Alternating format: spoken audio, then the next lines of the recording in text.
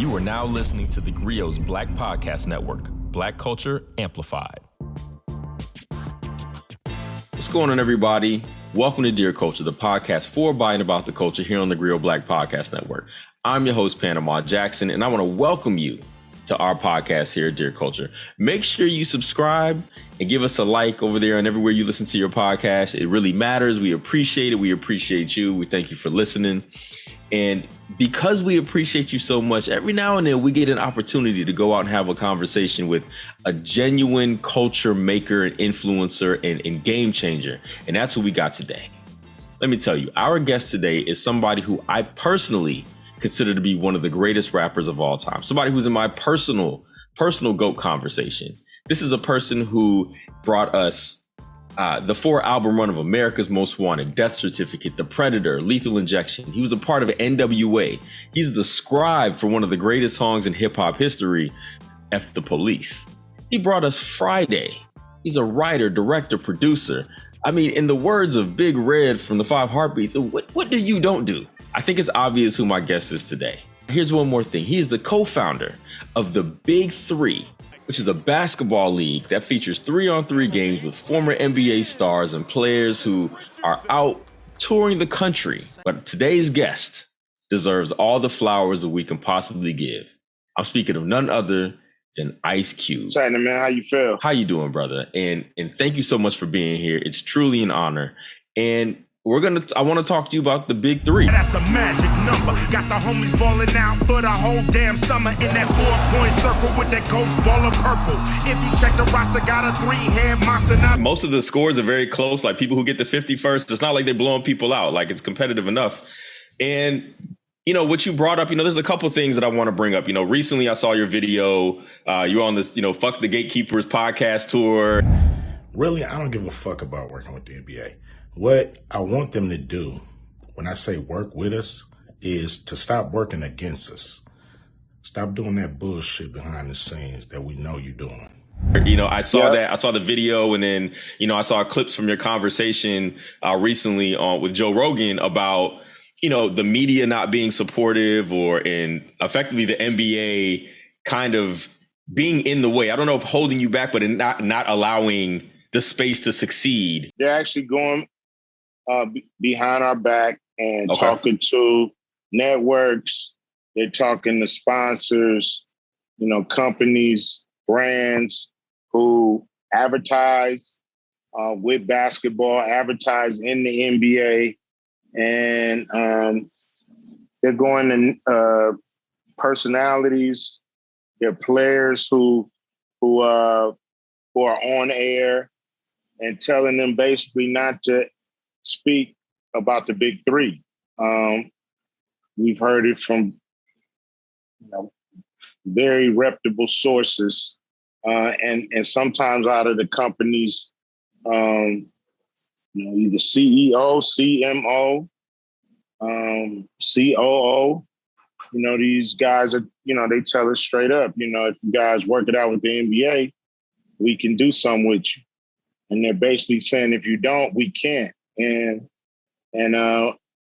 we were told as much. So it's just, it just got to stop. And this is my way of trying to shed some light on it, because I don't have any, don't have a lot of sports media covering the league like it should. And that's probably because of NBA pressure. So I just want to deal with it.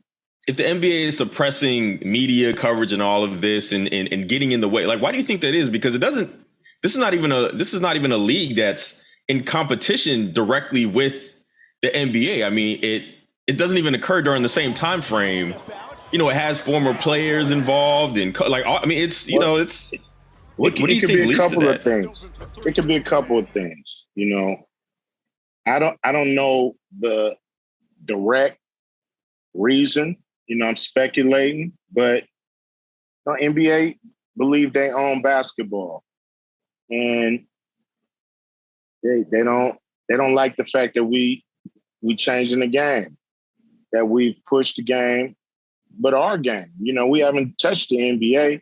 They've actually taken some rules that we implement it in our league and put it in their league. So, like which ones?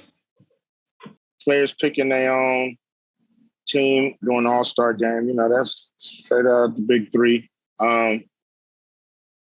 We were on the 14-second shot clock. You know, they do it now after. You know, if a ball goes out of bounds and it stays on the same side of the court, they do that. We got the coaches out them damn suits and shit. You know, all them little things. You know, and us being first with mental health, they used to shun players because they were struggling mentally. They used to put them out the league. They used to blackball them. We were first with CBD use, getting our players off of opioids to heal their pain. You know, we got a growing list. You know what I mean? We got about 14 to 18 things that we've seen that they've borrowed from us. Now, look, they've been around 75 years, and we've borrowed a lot from them. Okay, we're not complaining. What we're saying is we're good for the game. We have their players. You know, it's like they're trying to crush Ice Cube in my league. Okay, but what they're gonna crush is Dr. J from having a head coaching job. Rick Barry, Iceman. They don't have no head coaching jobs for those guys. So why are they trying to stop them from eating in the big three? They're stopping players who have to go overseas to play and make a living, stopping them from playing at home and making a living. All the people that work for the big three, all the people that work in the cities that we stop by, all the other things that reverberate off the league that puts money in our mouths as Black people, and they're trying to crush it. And I don't understand why. It's just, I said this today, and it's like they got Black Lives Matter on the court, but I don't fuck what's on the court. Like, what's in your heart? Don't care about that. Stop all the symbolism when you showing your blatant disregard for what we've built. Now, we haven't built it in a vacuum. We have some of the, Clyde Drexler is our commissioner.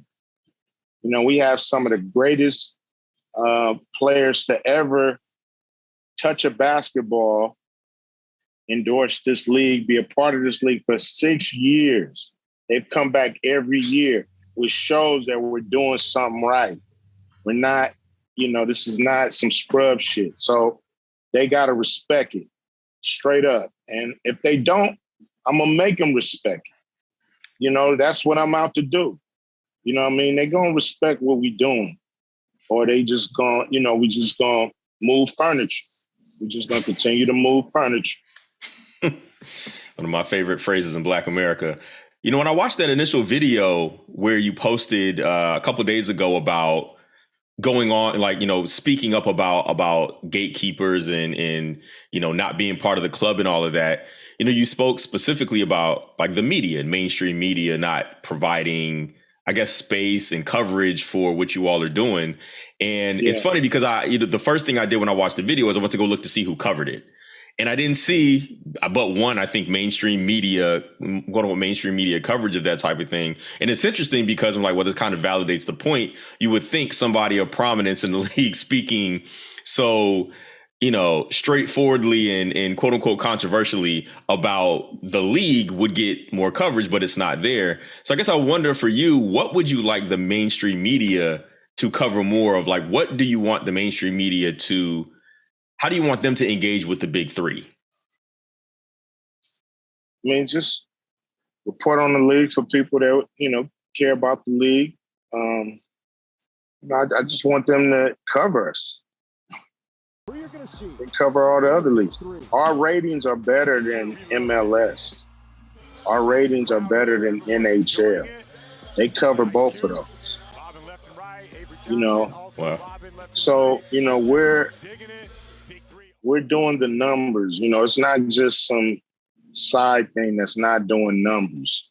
You know, we're doing over 500,000 people every weekend on CBS. So, and it's growing. And our 18 to 49 demo was up 30% this weekend. So we're moving in the right direction. And it's just as big as anything else out there without the coverage. Now we want the coverage. You know, They may give it to me, they may not, but fuck it. I'm getting the word out and talking to people and they understanding what's going on. And, you know, the big three is here for the people. This is what I'm trying to make sure people understand, that the league is here for our summer entertainment, because summer sports are boring. Yeah, I'm with you on that one, brother. You know, to speak positively, so we're not just focused on the negative, like the Big Three is expanded. You guys are going overseas. I think the All-Star game is going to be in London at the O2 Arena. You know, where do you see the Big Three going from here? It's been in business for 6 years. It's expanded every year. Lots of cities to tour. You know, I've watched it on TV, and the crowd interaction has always been interesting and fun. The famous Michael Rappaport videos from years ago were like circulating. Tino, this is a tough game. Killer threes are not playing around. What do you have to say about this game, Tino? My man, you looking at me like you want to put hands on me. Please, man, before I put hands on you. I ain't Ryan Allen. I'm not Scalabrine. Get off of me, man. Yeah. You know, like, so where do you see the Big Three going, and where do you hope it gets to? I mean, it's growing. You know, right now we're in the process of selling teams and putting teams in cities. You know, once we do that, and, you know, we sell the 12 teams and we place them in cities, then we have the opportunity to go to 16, 20, 24 teams and continue to grow the league that way. We're also, you know, working on what we call Big Cup, which is, you know, inviting the best 3-on-3 teams around the world to compete in a Big Cup, like World Cup type tournament. That you can call a tournament. But so you know, that's what we envision the league is worldwide. Basketball is worldwide. It's one of one of 3 sports that translate no matter what language. You know, that's basketball, that's boxing or UFC, and then it's soccer. That's big, you know. Of course, some of the others do. But for the most part, it's a worldwide venture. Well, you know, we wish you much success with that, obviously. We like to end every one of our shows on a black fashion, which is a confession about your blackness, something people will be surprised to know about you because you're black. Now, this is going to be surprise. Whatever you got is going to be surprising to me, because a surprise.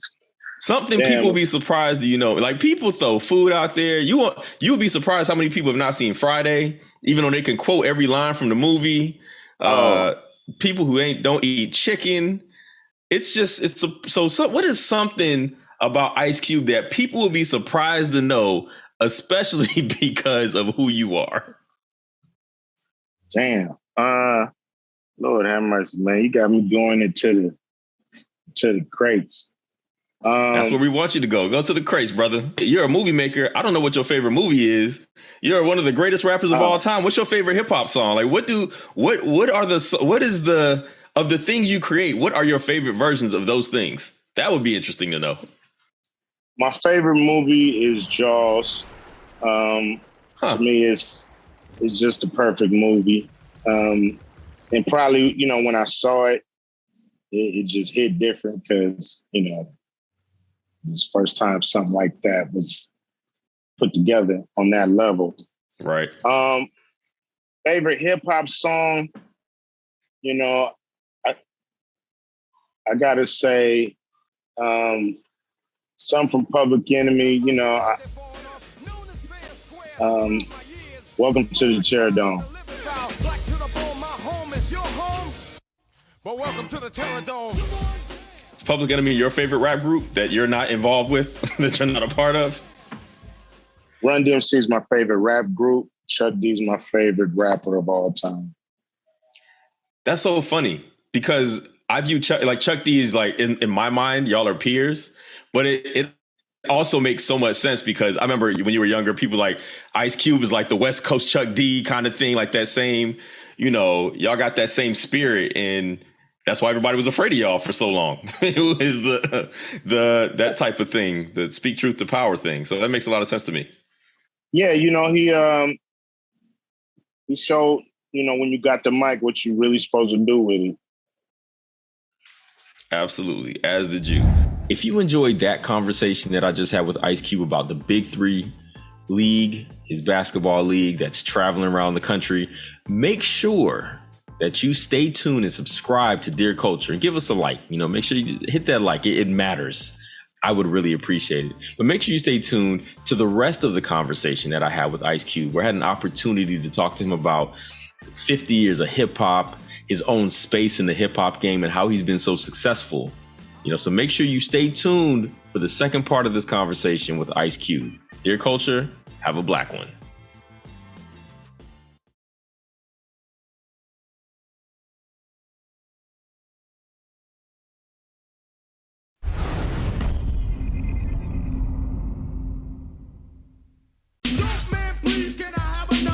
We're diving into NWA's Dope Man and the drug dealer's influence on Black America.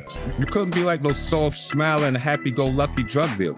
I was looking at everybody else crying, and I was thinking to myself, I want to cry. Why am I not crying? There was people that was kidnapping members of their own family for money. You can't even trust moms? Damn. Being Black the 80s is on the TheGrio Black Podcast Network or wherever you listen to podcasts.